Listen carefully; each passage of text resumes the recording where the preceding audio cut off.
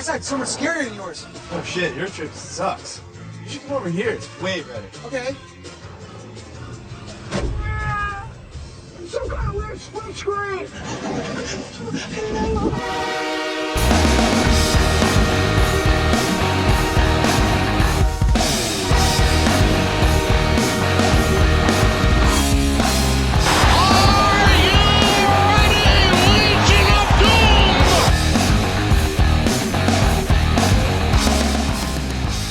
Hey, what's going on, Table Breakers? Welcome to another episode of Crippling Mediocrity. We got a loaded episode for you today. But before we get to the good stuff, we like to bring the bad news out first, just to get it out of the way, and then we'll end on a positive note. The Buffalo Sabres. Go ahead. Just go ahead, guys. Go ahead, Mr. Positivity. It's not as bad as you think. No, Guys. We did this for the Bills during the Bills season, and the Bills ended up being really good. We said the sky wasn't falling a bunch of times during the year. The sky's falling right now on the Sabres. Oh, no. Hang on. No. I have an objection. to that. Brandon Beane's qualified.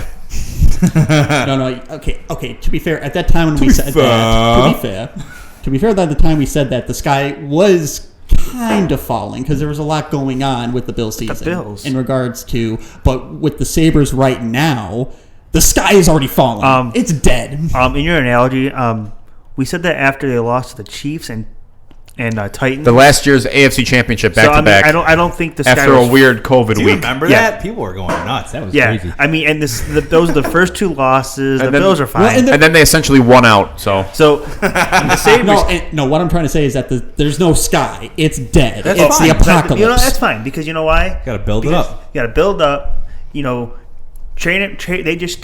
Taylor Hall was a big mistake signing. I loved it at first, but you know what?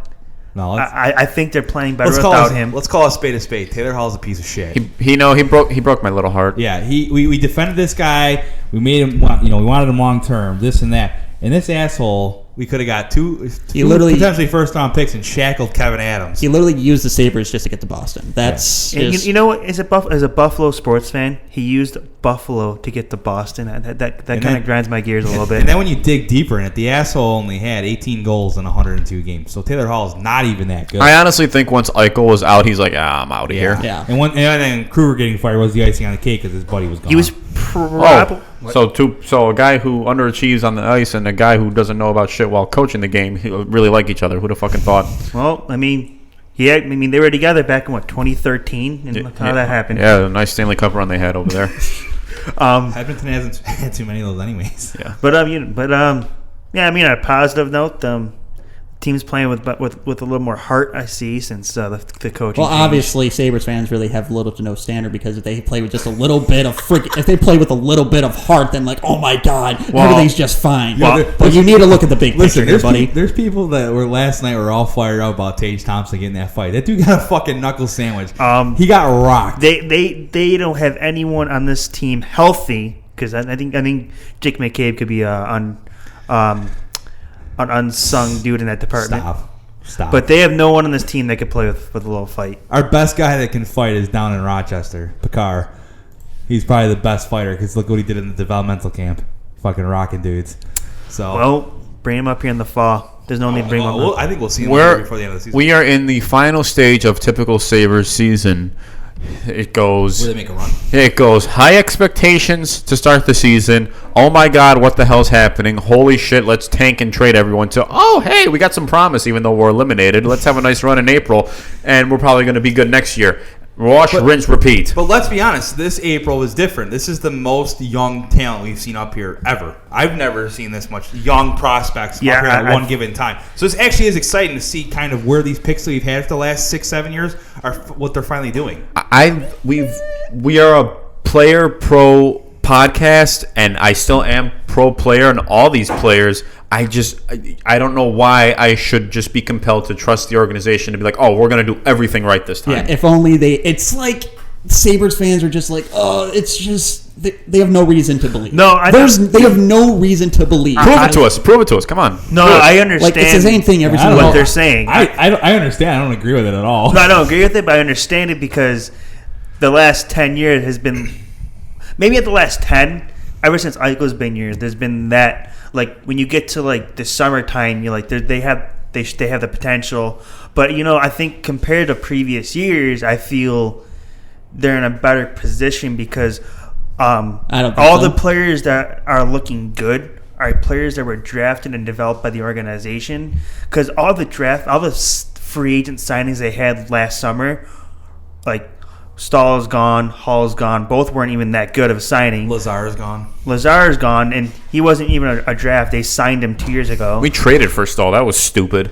Yeah, that was Like also with Kevin Adams, where like this team clearly had holes that they just didn't even address. Like look at the goalie position. They could have done that for months and they didn't do anything. I think they're going to address in the summertime. I think they didn't because they only had like $300K in cap space. They had 10 months to figure it out. Oh, I know.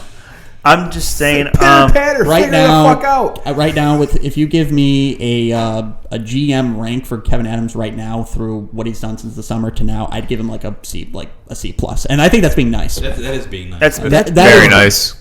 Yeah, you're welcome. So it's not all terrible though. It's not. How do you guys feel about the hire of Jason Camarnos? Well, before we get to that, I want to say this. Yeah, they're playing better, and Granato has done a better job than Kruger ever has, but I know. Don't let this fool you to think, we have our next head coach. Please do an extensive interview process with multiple candidates and have a long decision-making process with a VP of hockey that you will hire eventually, Kevin Adams and Camarnos. Now, I like Granato as a guy. Maybe it's just because I hate Kruger that much that anyone really... but this has the spelling of Ron Rolson Part 2 all over it. I have a bold prediction. They're only going to do, besides hiring Granato... they're only going to interview one other person. That's not going to happen. They're going to hire at least 3 more. They're going to interview at least 6 head coaches. Look how unattractive that... No, position. You might it's be so wrong. unattractive. The head coach of the Sabres right now is unattractive. You have a top 4 player in the league. There's 30. It's in a generational. I'm not saying it's the players. It's not that unattractive. It's the personnel. But the hiring today of Camarnos or whatever. It's a start. It's a start because the thing about it, the past few years they only had one GM in place, one guy, and he was being a puppet to the owners. All right, they didn't come out and said that, but they said that Adams said he was going to go out and hire another assistant or associate GM, which he did. So that's a step in the direction they haven't took in years.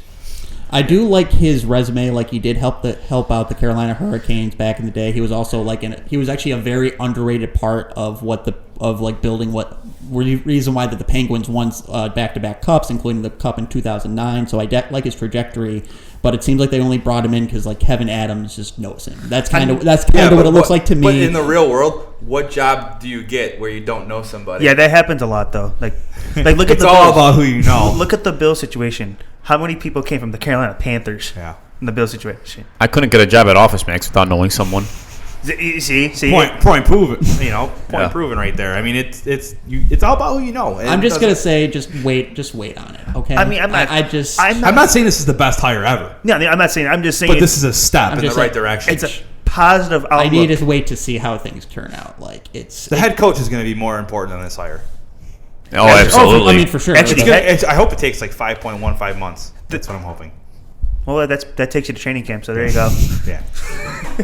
So, but I just think it's compared to where they were last year at this time, I think they're in a better spot. I know they're in last place in the league, which I don't give a shit about right now at this point because I'm not even looking at wins and losses anymore. Who cares about that? That game last night against Boston was the best game I watched all year. I mean, the Austin shootout. They looked like they were going to get run out of the building in the first period. Something happened, and in the second period they came out and matched the physicality of the Bruins. And all of a sudden it was a game. And Boston, almost was like, what the fuck is going on? It just shows that I know the players won't admit this, but they quit on Kruger. They did, 100%. Oh, my God, yeah. yeah. 100%. It will show. Because when Kruger... He'll admit it. We'll get Montour's comments after that one of those games where he, gave 0 fucks, and they're like, you think something should happen? He's like, yeah, I mean, it's a business. It probably, a change would be nice. Oh, yeah. It wasn't about him getting traded. It was about Kruger getting the fuck out of the Since building. Granado took over, they came back 4 times from trailing in the third period. Yeah. They did not do that once. Oh, there's some Yeah, fight. yeah. There's some fight now. Darlene's good again. Darlene is good. Oh, really good. Yeah. His shot, his goal, yes, she was. Yo, that sexy. drag on that blue line. I love that goal. that was that was something. But That was generational. But we should trade him. I was told by multiple people on Twitter.com that we should trade him. go ahead, trade him, Eichel. You trade Cousins while you're at You it might too. as well, yeah. I mean, there's no point. But anyway, about Eichel's injury, we did say something. We did say a while back where I'd there rather was him definitely just something sit wrong. out till September. We definitely called the injury. Oh, we did. I Yeah, mean, we did. definitely were ahead of that curve where we said he was definitely banged up. No one wanted to really admit it, but But where are all the people that were saying, "Oh, there's a heart problem"? All I know is now that it's out that he's had a herniated disc in his neck, shoulder injury, knee injury, ankle, broken ribs, and still had 18 points in 20-21 games. That is, I confirmed, top 5 player in the league. Yeah. And if he's never, in the day he's not in a Sabres jersey, I'm not a Sabres fan. Yeah, I mean he's. yeah, there's rumors that he's gonna to get traded before that July 1st, 2022 deadline, where he gets that roster bonus and he gets his no trade clause goes into effect and stuff.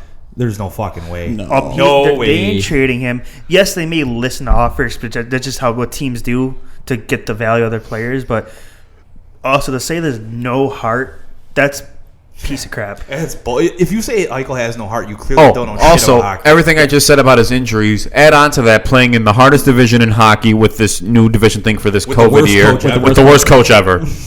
And he still managed a point a game in the 20 games, 18 games he's played. Yeah. Let's not forget that last year when they still sucked, he was an MVP type season. I mean, Oh yeah, he made Victor Olofsson look He- like the best rookie in years. He obliterated every stat he had years prior to last year with 2 months to go in the season. yeah. The Eichel slander. If anyone out there wants to go at it with us on Twitter about Jack Eichel, we're at Crippling Sports. We'll welcome any challengers. We welcome the heat. No fucking slander. No, I honestly just want you, instead of trying to come up with insults and this and tell us what you think you're gonna get and why it would actually work better than Jack Eichel. We've discussed this openly. We discussed this before we started recording tonight. That there's no scenario in the NHL where Jack Eichel gets traded because no team is giving up that much for Jack Eichel. And we promise, and if a trade does happen, we can promise you that we're not going to get that return ever. Never. Also, the return you will get, which will be prospects and picks, I just don't be completely shocked out of your mind when they don't work and when none of them are anywhere close to as good as Jack Eichel. There's all these Ryan O'Reilly. I see all these Rangers fans online tweeting that they're going to get Eichel. Well, Rangers fans are under the illusion that they're not going to have to give up Lafreniere and Fox and 2 first-round picks, probably just to start the conversation. They think we want Zibanejad's weak ass and Capo or whatever. Capo and Shesterkin, who sucks ass. You're not getting Jack Eichel for shit. You're going to have to give up your team's probably best player to get Jack Eichel. And most teams aren't doing it. No. Even Colorado, we talked about, who has probably the best roster in hockey. You're going to have to give up probably Landeskog, Makar, in a first-round pick. And Grubauer.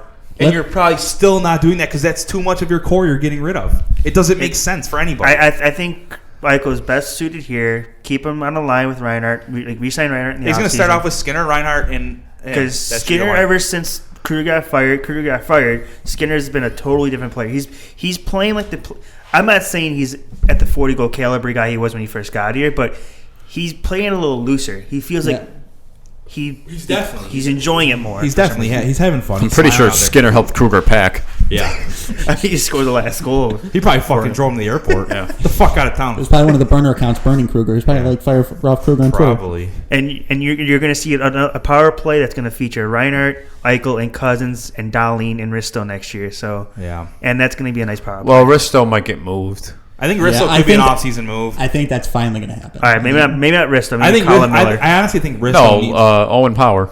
Oh, yeah, that's right. Or Luke Hughes. I honestly think Risto needs to get moved just because I think it's better for both parties involved.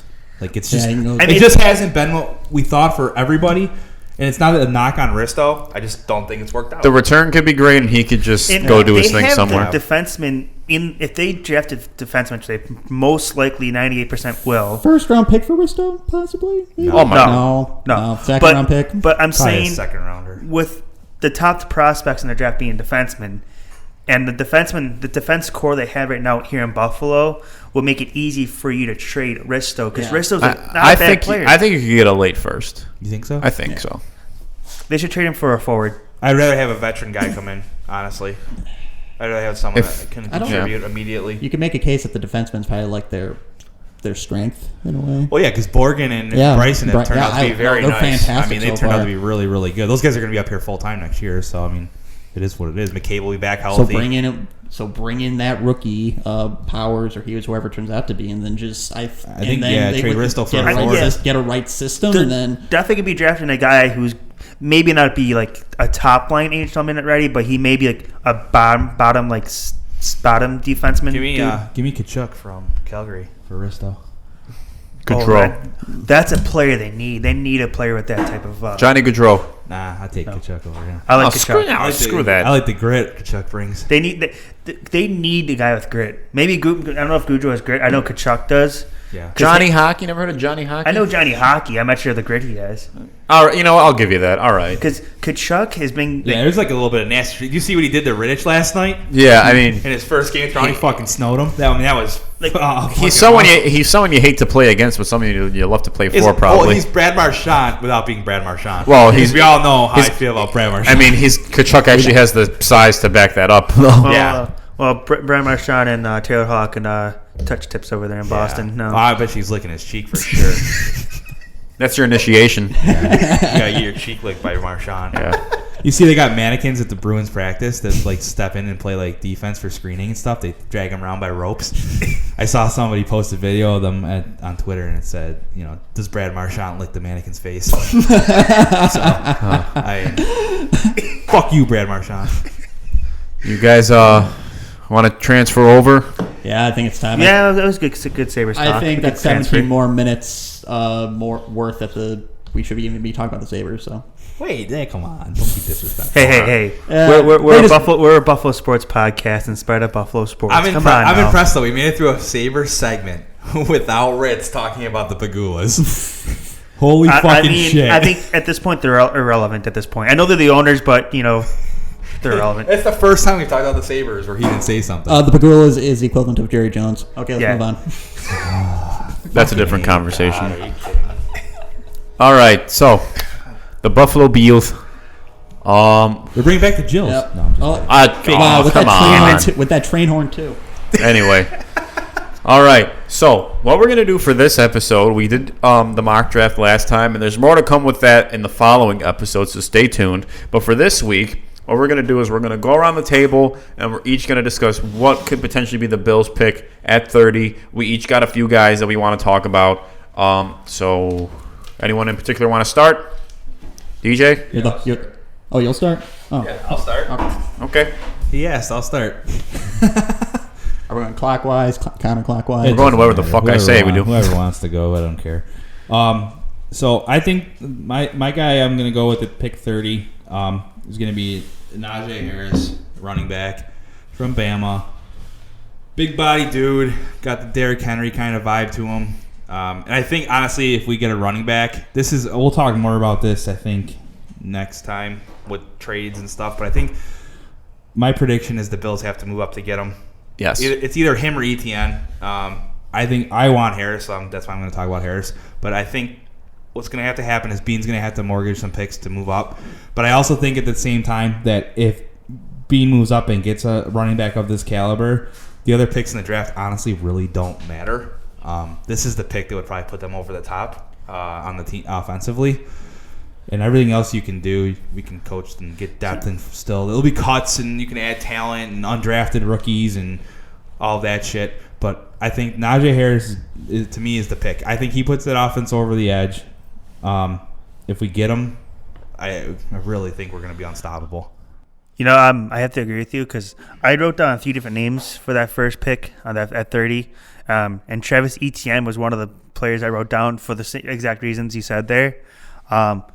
But I mean, there's two other guys I had written down. One was a cornerback. I don't think it's possible, but because I think he might get picked beforehand if they can trade down to get him. But Caleb Farley, I wrote him down. So that's your pick. He won't be available, but yeah, that's the guy I would pick him over the second guy. But okay. Because I feel like they're going to be thin at corner, and I know corners are They can actually be underestimated position in the NFL. Can never have enough. Yeah, you can never have enough because of the talented receivers now and all the rules that go against corners. So I think Caleb, from what I've read, he could be a good, solid he may not be like your number one guy, but I think for the position that can use him in, he could be a good, reliable person. Yeah, I like the pick if he can stay healthy. Yeah, that's all that. That's really all. It's really the only question mark about Caleb Farley. If he stays healthy, that is a steal, an absolute steal. If he falls to 30, I feel like that's got to be a pretty good pick. I mean, and he'll be the third or fourth guy in the roster, so which might help him. But he does have a few injuries under his belt, so they're concerning too. I mean, and for the Bills, they want guys who are available, so that might be a reason why they won't go that route. So yeah. So I'm going to go back to running backs. I'm going to go with Etienne. I do like Harris better, but I think Etienne is a more likely pick. The Bills are a running back away. I know running backs now in the first round, you kind of cringe at it a little bit because of how disposable they are. And you could say, oh, that's too much of a flashy pick. You got to build up the trenches. Well, we got that, and I know you can never have enough offensive linemen or defensive linemen, but they really are. That they are in a very unique situation where that kind of is all they need offensively. Your quarterback can't be your leading rusher, and in December and January and potentially February, you have to be able to run the ball. You have to be able to have a balanced offense, and Josh Allen can't be your leading rusher. Even if he is, that's not very sustainable in the NFL. But Etienne, anyway, like I said, I think he's the more likely pick who will fall to us. Maybe we trade up a little bit. But he's a very good running back himself. I mean, this year he played in 12 games, had 914 rush yards with an average of 5.4 yards per carry, 14 touchdowns, add another 588 receiving yards on 48 receptions. That's 12.3 yards per catch. And both of his sophomore and junior year, he was over 1,600 yards, and also the number of catches for him went up every year. His 4 years at Clemson, he's been in part of a winning program for 4 years, playing alongside Trevor Lawrence and a lot of talent that they have there. He's a winner. He's playing in big games, and I think he'd be ready at a young age to help get the Bills to the next level. All right, I'm gonna go with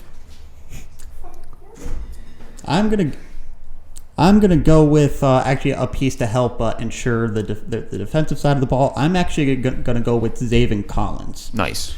And that is because in 2020 he actually won the best defensive player in college football award, the Chuck Bardnick Award, and he had 4 sacks in 2020, 4 interceptions, and 2 pick sixes. And what's really best about him is that I think he's like the second best linebacker in the draft. He can not only do pass coverage, and he can actually stay on tight ends in space and in zone as well. But he's also a very underrated edge rusher, where he can actually play in a 3-4, where he can actually play as an outside linebacker. But in a 4-3, he can play in every linebacker position. But his most natural position would be the Sam, which is the left outside linebacker, and he'd fit in right in where AJ Klein plays, and he can make that front seven absolutely nasty. The only knack that they had against him, was that his vision and his instincts, and that was because he was a late transition into linebacker into college. He was originally supposed to play safety and strong safety, where he actually focused on sub blitz packages, so honestly, he's kind of like that perfect player.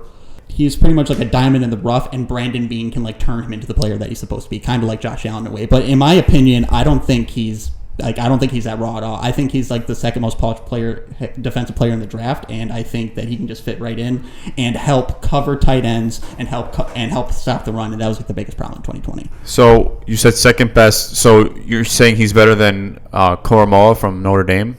Yes.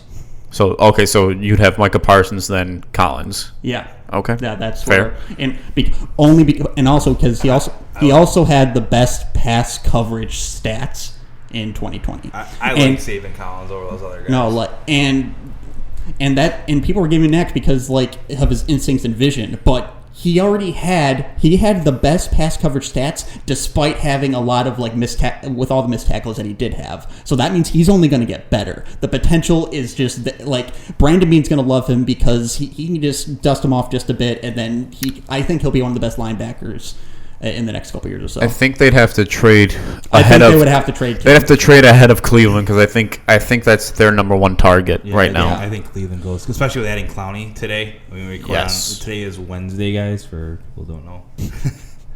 So. Yeah. All right, you again, DJ? Yeah, I got another linebacker. Or is the edge? I'm sorry. Are we on the second pick now? Yeah. Second pick. So my second pick is Carlos Basham Jr. That's solid. Okay. I had him on my list. Yeah. I just think an edge rush at this point. And now this is me going and taking this player with the assumption that I'm not trading for a running back, but we all know that I'm trading for a running back, so it is what it is. But Basham, I like him. I think he's physical and quick and strong. I think he can be, I think he could be a good edge rusher there. I like that pick at that moment, but we'll talk about it more next week. I'm not going to dive into Basham too much because I'm all team trade up for a running back. So I don't have much to say about anyone else because that's really where my head's at. So. You know what? I'm actually going to follow the edge train here. My second player is going to be the player that I chose in our first mock draft, Azeez Ojulari, and that is because I feel like the Bills have had an Achilles heel at the edge position since Mario Williams. That's fair. I just think it's just that's not even a knack against Jerry Hughes. He's actually very, very underrated, Jerry Hughes. Even though he only did have 4.5 sacks last year, but he was actually top 5 in the NFL in win rate and pressures. So he was getting the job done. He was getting the pressures, but it just didn't translate. It's just getting older. It's no one's fault. Translate into sacks, and this is and I do know that the edge class really isn't that strong this year, but honestly, I think they're only a premium edge rusher away from being absolutely because in regards to choosing a corner in the first round, I think it's proven that the Brandon Beane can pick any corner at any point, and then they just turn to stud. Levi Wallace was an undrafted free agent. Dane Jackson, Taron Johnson. You can make a case that they probably have one of the best slot corners in the NFL. But if they figure out that edge rusher, I think they'll put their defense completely over the top, and that's kind of where Azeez Ojulari really fits in. He was actually, I think he was statistically the second best player in college football in regards to production because he had 9 sacks, and what's actually cool about him is that usually players opt out to to stay healthy, to keep the draft stock. He actually didn't. And in his bowl game, he absolutely feasted. He had 2 sacks, and he just proved that he's definitely in the top 3 in regards to the edge discussion. I just have to throw this in there because it's we're not I'm seeing stuff live on Twitter, but Cover One just put out their mock draft and they have Azeez at 30, first round. So okay. I just want you to know that your pick is, if he's in there in a second, it seems like a good pick. Thank you. This is from Thompson and Bruce exclusive. All right. So I'll put that on my resume. Yeah, right. I'm seeing this list, and it's a pretty impressive list. And you're talking about this guy. I didn't mean to cut you off. I just thought I thought that was interesting. Bill's my pedigree. So the other guy I had for round 1, I know Doug, you just talked about corner depth and developing that, but I'm gonna go out on a limb and say that another guy they could be looking at is Eric Stokes from Georgia. I like that. Okay.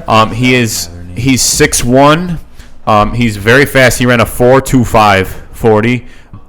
In 9 games this year, he had 4 interceptions. 2 of them were pick sixes.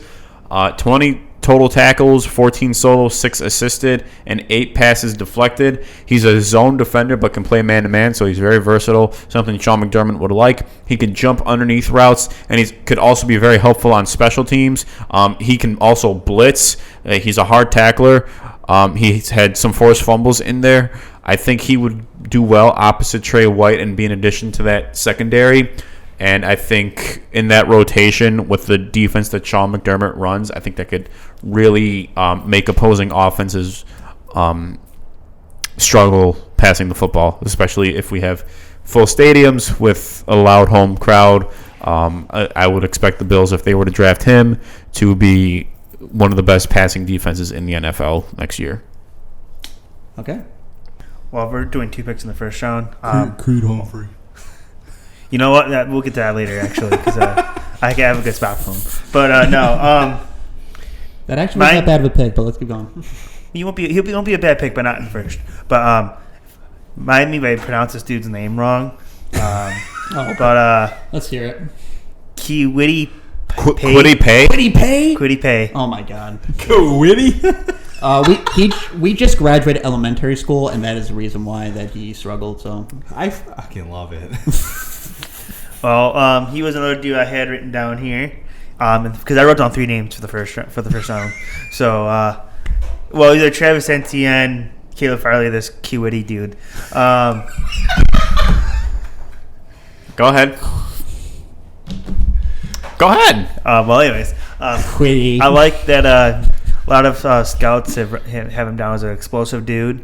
I want to see he could be a good leader in the room, and I think they can use some backup at the defensive tackle position, because when Starr went down, I actually did look up. He actually did play inside. Okay. So no, he's listed as a defensive tackle.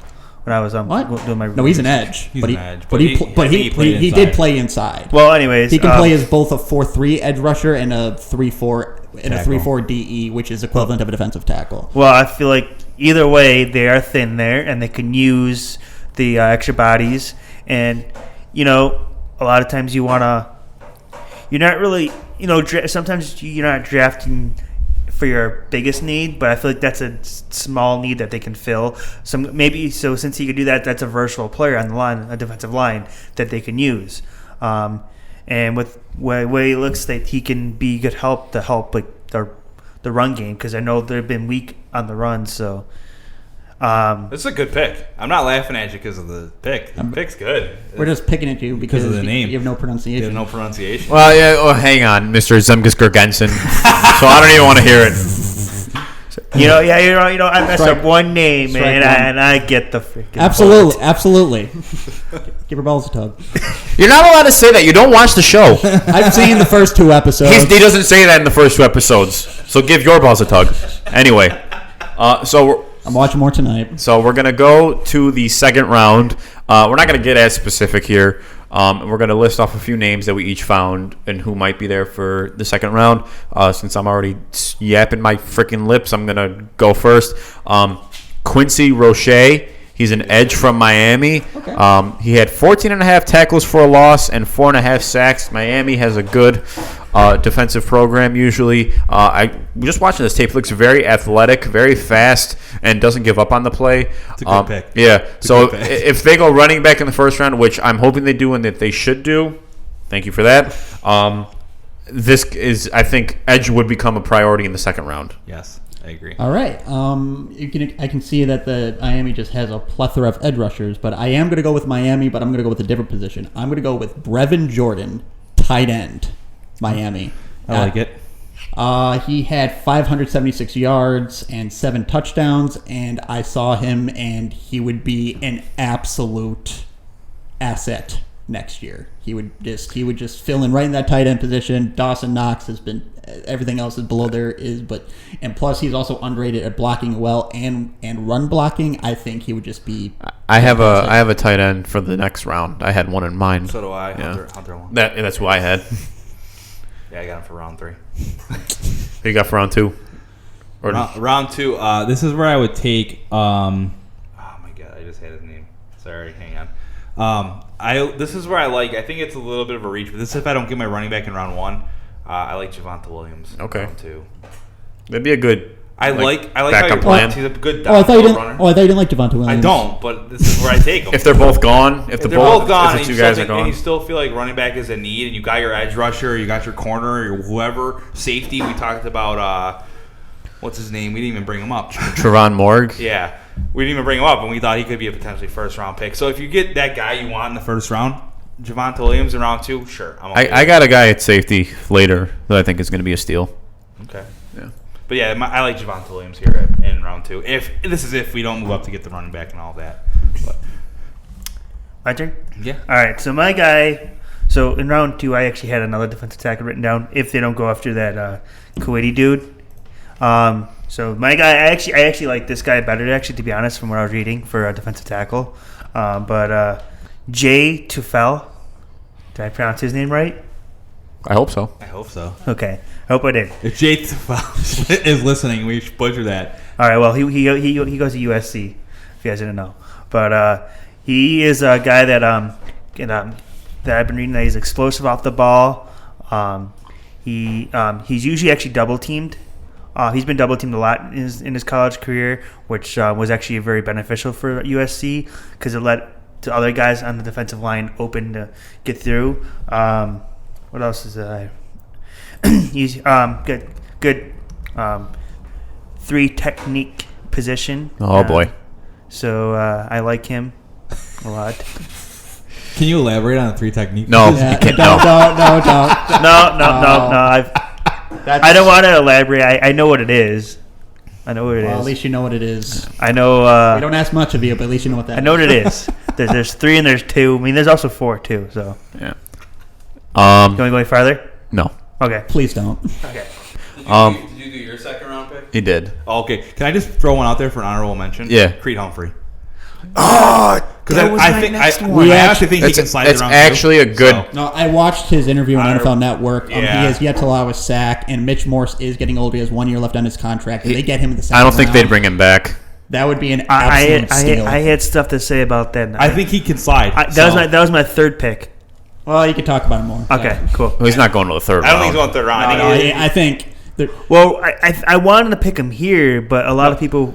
He might go in the first No, round. his stock's actually going out to me in the first round, so we weren't that off. Thank God. He would be, I think, the worst early to mid second round. I think I've seen him in a lot of mocks lately falling to the second. Can I be blatant here? I actually wanted to pick him here, but all the research I did was projecting him at 109. No, I don't I think don't so. think he's going So that far down. that's why I was saving him. But you know what? Can I put him here instead? Because instead of that. Why the frick not? Well, I mean, we just did honorable mention, so yeah, Yeah. sure you can. Well, because elaborate. I feel like from what I'm reading, he could be that guy that steps in for Mitch Morse after Mitch Morse is gone. Yeah, 100%. I just said that 5 minutes ago, but okay. Yeah, this is Well, a I good mean- Creed Humphrey. I thought it was a good pick here. The guy actually is good at finishing plays, especially on the run game and everything. Fucking monster. Have you seen? Yeah. him? Yeah, oh no, he's He's a fucking no. absolute He would monster. have because they actually had the 4th worst run blocking. He would go in there and the reason why that because Mitch Morris had injuries, John Feliciano had injuries. He would fit in, and then they would, not only youth, but they can that because I know we did give a knack on the running backs, but they fix that offensive line. That I think they'll be dangerous. Yeah. Yeah, I'd rather have them pick this guy over that Jay dude I mentioned earlier. So I know Jay, yeah, fuck you, Jay. Gabe, you want to go round 3 since we both got the same pick? We'll do Hunter Long. You can do Hunter Long. I don't want to do it. You can do it. I just know it's interesting that we both have Hunter Long here in round 3. There's actually someone else I'd rather. There's a few people I'd rather talk about. I'm just gonna give a few details on a few guys that I think could go between 94 and 145, which is our 3rd round pick and our early 5th round pick. A safety from Pittsburgh, Parris Ford. He is a box safety, but he's very athletic. He's a box safety, but he's also a ball hawk, and he's a tackling machine. He's all over. I think he would be an absolute steal in the 3rd or 4th round. I think he could be that hybrid linebacker guy, DJ, that you want for tight ends. He's athletic. He's fast. He's strong. He's not scared to go in the middle and try to tackle a tight end or running back, and he's not even scared to blitz. And he's still got very good ball vision. I think he would fit very well in that defense, learning from Micah Hyde and Jordan Poyer. So he wouldn't have to start right away. You could put him in some packages. I think he'd be great there. Another guy that I think is good, I know our strongest asset right now is receiver, but I like for them Marquez Stevensons. He is the fastest receiver in this draft from Houston. And with Emmanuel Sanders being a 1-year thing, and Cole Beasley getting older, being a slot guy, I agree. and Diggs is top 3 receiver in the league. But I think this guy could be your deep threat that could finally unleash Josh Allen's deep ball. I know Diggs can do that, but I don't want Diggs doing that, quite frankly, or at least not that often. This guy is a burner. You literally, even if he's a one-trick pony, he'd be very good at it, especially on this offense if he's like your 4th or 5th receiving option to just open the field up even more. And this could even make Stephon Diggs' life even better. And if he had a great year last year, if you had this guy to open up the field with time, I think that would be absolutely amazing for that offense. You'd be talking about such a versatile. If they got that running back and this guy, you're talking. I mean, endless. You could have fun with your offense. You could do whatever you want. I can agree that wide receiver is a very low-key need. Yeah, I mean, because very low-key. Beasley, I don't think. I mean, he's older. I mean, I think he'll be here as long as possible. Yeah. Diggs is your number 1 for many years. That's perfect. But John Brown's gone. Emmanuel Sanders is not long-term. No, that's only 1 Gabriel year. Davis, is long-term. He's a solid number 2. But this guy's a speedster, and I think that would be a great addition. Did I have anyone else? If you can get him, Sean Wade from Ohio State, I wouldn't mind him later. Okay. And Monty Rice, Georgia linebacker, just for depth, I think would be a good pick. So yeah, that's the main guys I wanted. Also, if they can't get a running back in the first round, DJ, you had Javonta Williams. I like Trey Sermon from Ohio State. Yeah. I think he's a baller, and he'll be there in like the 3rd, 4th round. So yep, that's my grid. Those are my meat and potatoes picks. Spaghetti meatball picks. Well, I don't want to include everyone. I think he has the best vision out of all the NFL running of the prospects. But before we get to my pick, a word from our sponsor. Hey, Table Breakers. This episode is brought to you by TC Wheelers, the best pizza food in Western New York. Not only do they have bomb-ass pizza, but they also have subs, calzones, appetizers, salads, and what I consider the best wings in Western New York. You can order them right now at www.tcwheelers.com, or if you're a bit more old-fashioned, you can give them a ring at 716-692-3632. TC Wheelers. Go get them. Okay, and for the 3rd round, I am going to go with. I did say before that like they're really good at like picking corners, like in like the mid rounds to help fill in those spots. I'm actually going to go with Aaron Robinson, cornerback. I wrote him down. UCF, and he didn't have any interceptions in 2020, but he was actually the whole reason why that he's up the board to where he is because he's very underrated as a zone corner. He's actually he can go into certain blitz packages, and I think he can just go in there and pretty much work on the CB2 position, and then Levi Wallace can he can pretty much do like a rotationary thing with Levi Wallace. So, and then I think if they do that, they find that player to fill in to deal with the wide receiver 2 in the opposing team. I feel like that would just put them over the edge. Oh my God, why is his name escaping me? Who's our nickel corner?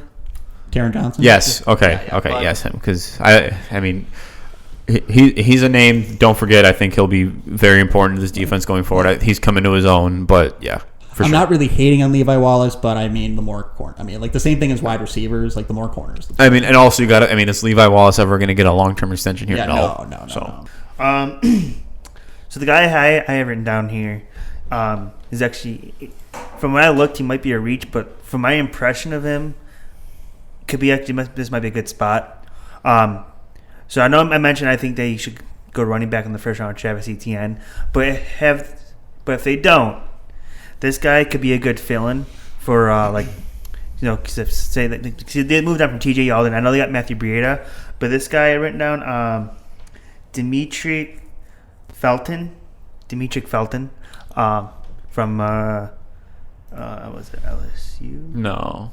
UCLA. Sorry, from UCLA. He's a good. He's a running back, but he's a good receiving back. He's got some good speed.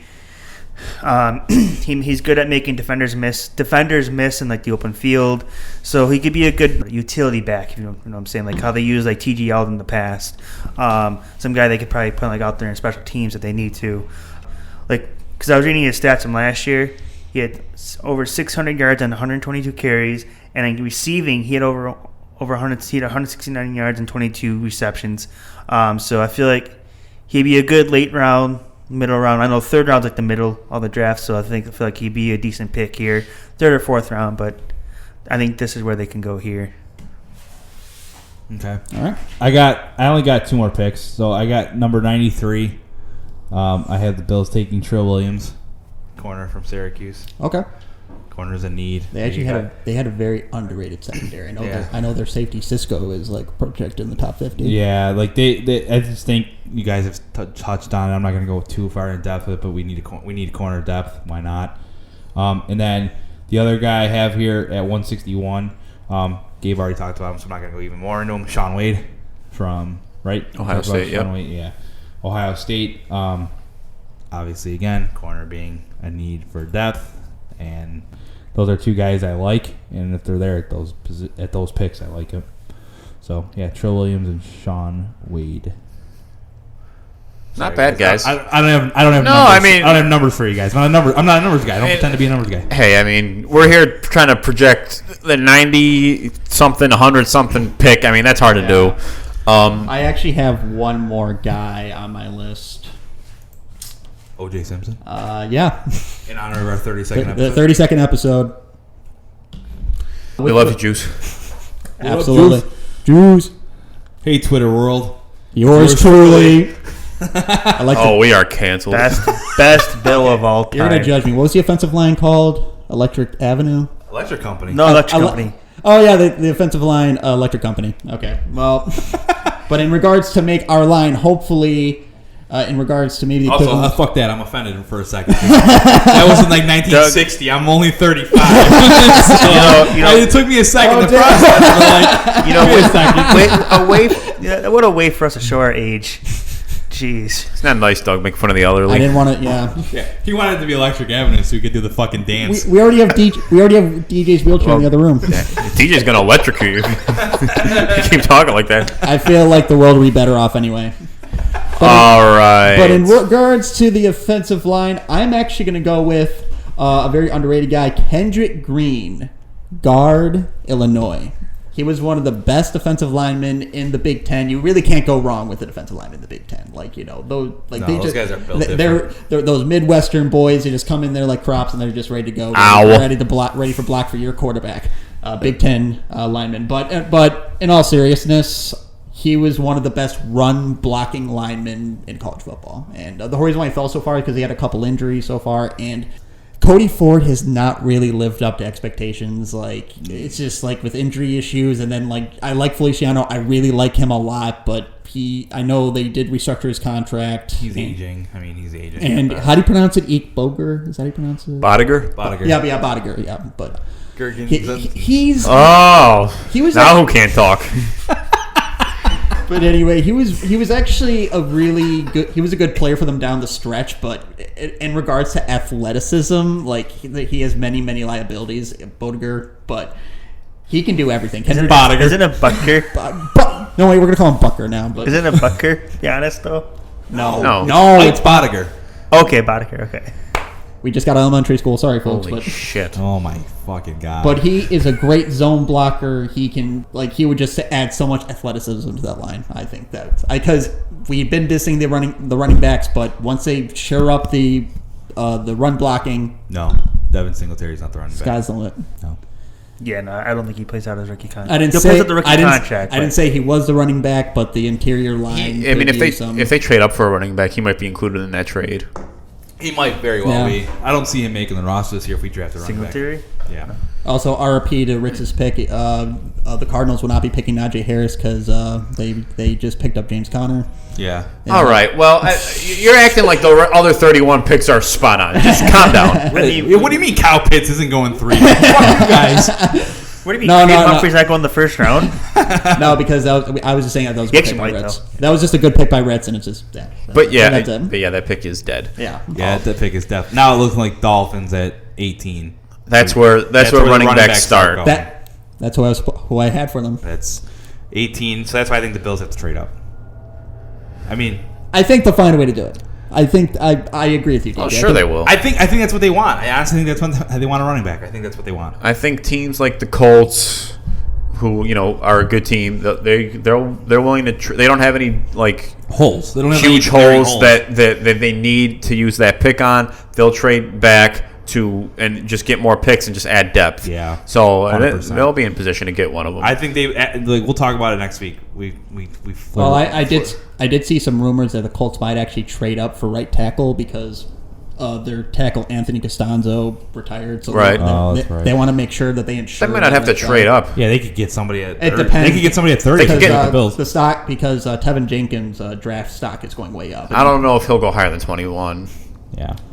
I mean, that's just a rumor that I saw. But yeah, I'm not saying like, oh yeah, I'm in the Colts draft room, guys. Yeah. Well, I'm definitely team running back. I would expect the Cardinals. That's definitely an offensive line pick. Okay. I believe for sure. I really think the first running back we're going to see is going to be Najee at 18. Yeah, probably. And then I think the Bills are going to be like, not oh shit, but I think they're going to start making. I think that Beane's going to call before the draft even starts to set the seed and see what he can get the feelers out there for moving up. But I think I'm not gonna lie though. Once he goes, let's say he goes to 18, Najee. I don't know if anyone else I don't know if I see a lot of them taking Etienne. Pittsburgh taking Etienne. I don't think They're so. taking Etienne. I feel like they have. They have to. I feel like they have way other needs though. They do, but I just don't. They got rid of I don't Connor. know. Their thing though, they develop skill positions in later rounds. They're probably going to grab a stud in the third round. The thing about sometimes in a draft, teams just go best available too. Yeah. They don't I always go for need. If you're Pittsburgh and Etienne's there, how do you not take him? I mean, it's really we're not going to know until the draft falls down. I mean, they need offensive line. They wouldn't even pay James Conner $1 million, so maybe they have that planned. But who knows? Maybe they go. But I mean, and it all could shake up too if Miami doesn't take Najee at 18. Then all of a sudden it's a wide open game almost for the Bills. They still need to replace Bud Dupree. But Jets would go running back, I think. Oh, they'll probably go running back. So I don't know.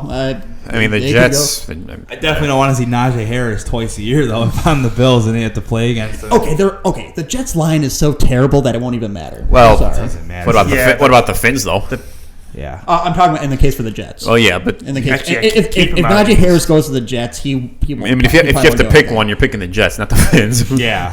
I mean, okay. You don't want the Dolphins to get any better. They're going to be good. No, they're They're probably going to New England because New England, they always have something like sneaky up. There's a good chance Miami, with what they already have, they add 2 top offensive talents. Yeah, they're gonna. I mean, they could realistically probably get Kyle Pitts if they want him.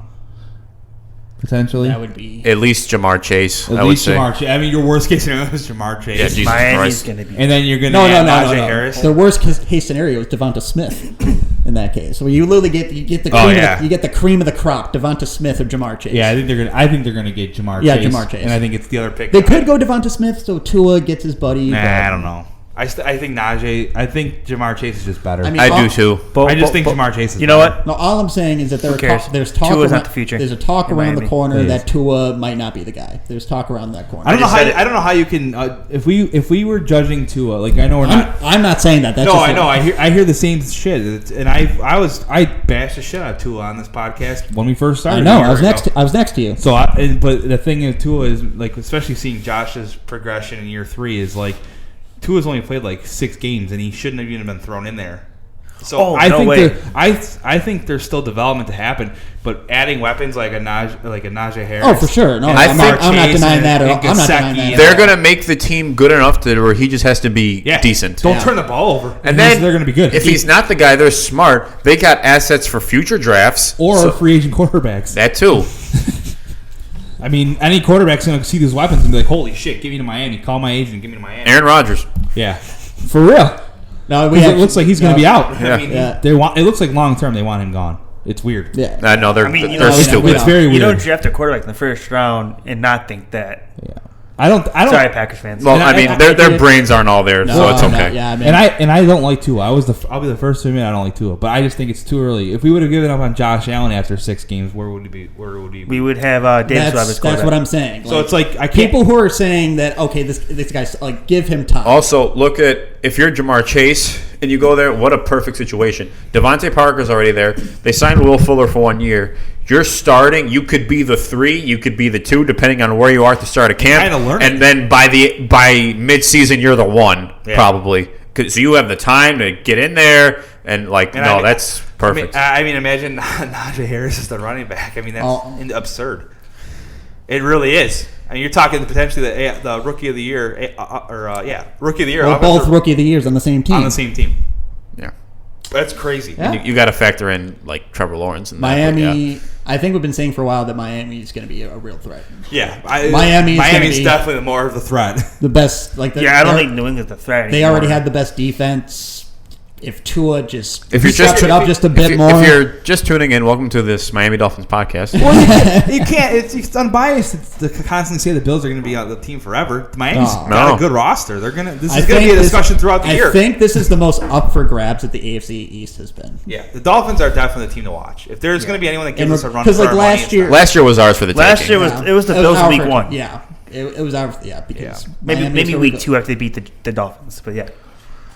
I watch out. The Dolphins are going to be tough. No, the AFC East is going to be actually one of the best. Yeah, we should. I say right now, the AFC East is going to be one of the best divisions in football next year. No way. No, because the Patriots are going to. The Jets aren't there yet, and until the Patriots get a quarterback, nah. Cam Newton can only throw the ball 6 yards. We're talking up 2 teams out of 4, and they're not going to be the best of it. Although I will, whether it's this year or Bill, he's building it back. I hate to tell you, he's building it back. If he trades up and gets Justin Fields, then it's a little different. Maybe in 2022, that would put them over the top. If it's not this year, next year, because they'll be back. I'm actually officially on the Justin Fields train, but that's just me.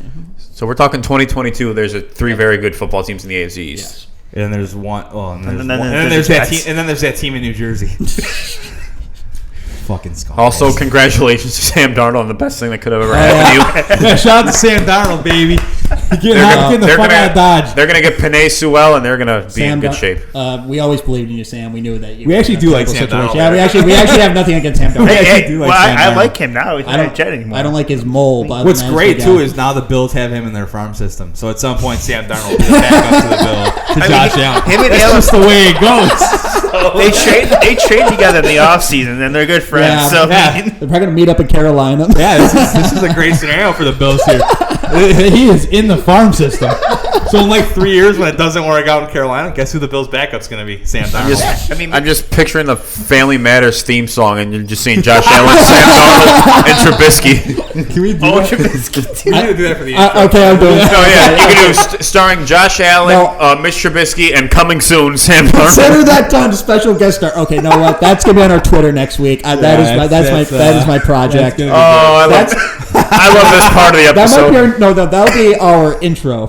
Yeah, that's got to be something. It's got to be anything. Yeah, that could be our intro for that week. We're definitely big Darnold guys here. Darnold, yeah. Hey, he ain't a Jet anymore. That's all that matters. We love the draft. We love the draft, and we can't wait to cap this off with the coming episodes. Yeah, 2 weeks from now. We're taking next week off. Yeah. But the week after, we will come back strong with the official mock draft with trades included. So, because honestly, I mean, this is fun shit. If you don't like it, then I don't know what to tell you. Yeah, people we should be all right now. People get a hoot out of this. They love Good. They love, especially because we're 4 idiots that don't know shit. Oh my god, yeah. And then when we're right, it's going to be hilarious. Yeah. Not on all of them, but on some of them. When Creed Humphrey goes in the first round, you guys will all be looking at me. We'll give you a pat on the back. I know. I throw out that where the Bills should sign Mr. Trubisky like as a fucking at a dartboard that's the size of the moon, and it fucking landed. Like, what the fuck? You know, if Creed Humphrey goes in the first round, I need you to make a meme of his face on Leonardo DiCaprio's head, on Leonardo DiCaprio's body, where he's like got the martini glass, and he's like, Okay, that's 2 projects. All right, you're gonna have to remind me because I have the memory of a fish. But all he has to do is go in the first round. That's all he has to do. I know I picked him to go to the Steelers, but you know what? He might actually go to the Steelers. He's getting mocked to go to the Steelers, dude. When we live stream and that happens, we will actually cheer for you. All right. Does anyone else have anything stupid they want to say today? Jack Eichel should get traded. Oh my god. Dylan Cousins should get traded for a second round pick somewhere. That should be all right. The Sabres are playing with heart, so they really shouldn't do anything. They just keep how it is. Bring back Ralph Kruger. If we're talking stupid shit. No, I'm not even gonna lie. I'm not. That one's too far. I crossed the line. Yeah.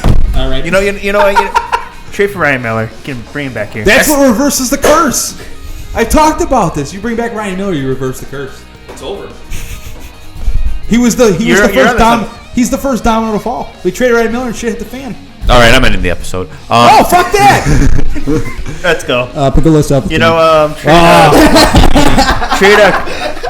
Carter Hunt for Ryan Miller ain't a bad trade. Jesus Christ.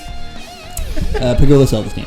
whatever brain cells you have left, use them to go on your phone and follow us on Facebook, Twitter, Instagram at Crippling Sports. YouTube, subscribe to us on YouTube. Oh yeah, that as well. Yeah, and remember to follow and subscribe to us on YouTube, Spotify, Apple Podcasts, Google Podcasts, Breaker, anywhere you can listen to get your weekly dose of mediocrity. And fucking tweet at us. We want to interact. Yeah. We want to yell at you for being stupid. Also, leave us a beautiful review on Apple Podcasts if you want to. All right. On behalf of Creed Humphrey and the Miami Dolphins fan base, crippling mediocrity out.